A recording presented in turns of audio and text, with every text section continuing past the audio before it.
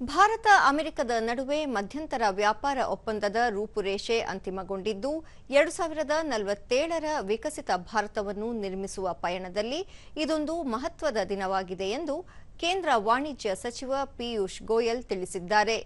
ದೆಹಲಿಯಲ್ಲಿಂದು ವ್ಯಾಪಾರ ಒಪ್ಪಂದದ ಚೌಕಟ್ಟಿನ ಕುರಿತು ಮಾಹಿತಿ ನೀಡಿದ ಅವರು, ಭವಿಷ್ಯವನ್ನು ಗಮನದಲ್ಲಿರಿಸಿಕೊಂಡು ಎರಡೂ ದೇಶಗಳ ಸಂಬಂಧ, ರಾಜತಾಂತ್ರಿಕ ಬಾಂಧವ್ಯ ಮತ್ತು ಸ್ನೇಹವನ್ನು ಪರಿಗಣಿಸಿ 2025ರ ಫೆಬ್ರವರಿಯಿಂದ ದ್ವಿಪಕ್ಷೀಯ ವ್ಯಾಪಾರ ಒಪ್ಪಂದದ ಕುರಿತು ಮಾತುಕತೆ ಆರಂಭವಾಗಿತ್ತು.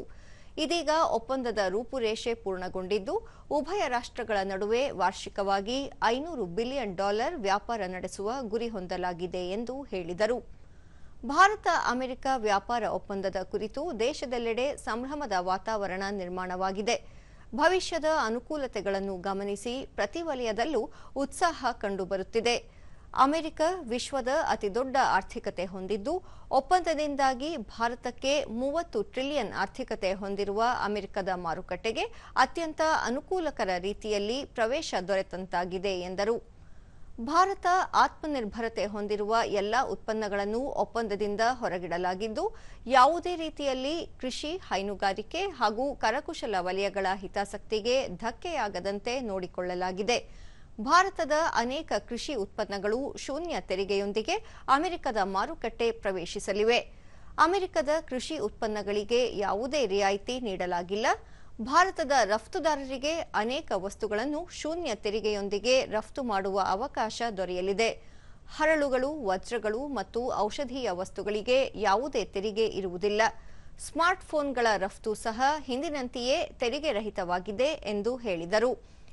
ಮಸಾಲೆ ಪದಾರ್ಥಗಳು, ಚಹಾ, ಕಾಫಿ, ಕೊಬ್ಬರಿ ಸೇರಿದಂತೆ ಬಹಳಷ್ಟು ಕೃಷಿ ಉತ್ಪನ್ನಗಳಿಗೆ $50ರಷ್ಟು ಪ್ರತಿ ತೆರಿಗೆಯನ್ನು ರದ್ದು ಮಾಡಲಾಗಿದ್ದು, $18ರ ತೆರಿಗೆ ವಿಧಿಸಲಾಗುತ್ತಿದೆ ಎಂದು ಮಾಹಿತಿ ನೀಡಿದರು.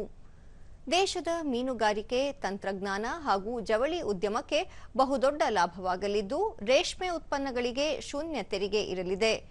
ಜೀನ್ ಮಾರ್ಪಾಡು ಹೊಂದಿದ ಯಾವುದೇ ರೀತಿಯ ಉತ್ಪನ್ನಗಳು ಅಮೆರಿಕದಿಂದ ಭಾರತಕ್ಕೆ ಆಮದಾಗುವುದಿಲ್ಲ. ಹಿಂದಿನಂತೆಯೇ ಒಣಹಣ್ಣುಗಳು, ನಿರ್ದಿಷ್ಟ ಔಷಧಗಳು, ಕಂಪ್ಯೂಟರ್ ಭಾಗಗಳು, ವೈದ್ಯಕೀಯ ಸಲಕರಣೆಗಳು ಭಾರತಕ್ಕೆ ಆಮದಾಗಲಿವೆ ಎಂದು ಹೇಳಿದರು.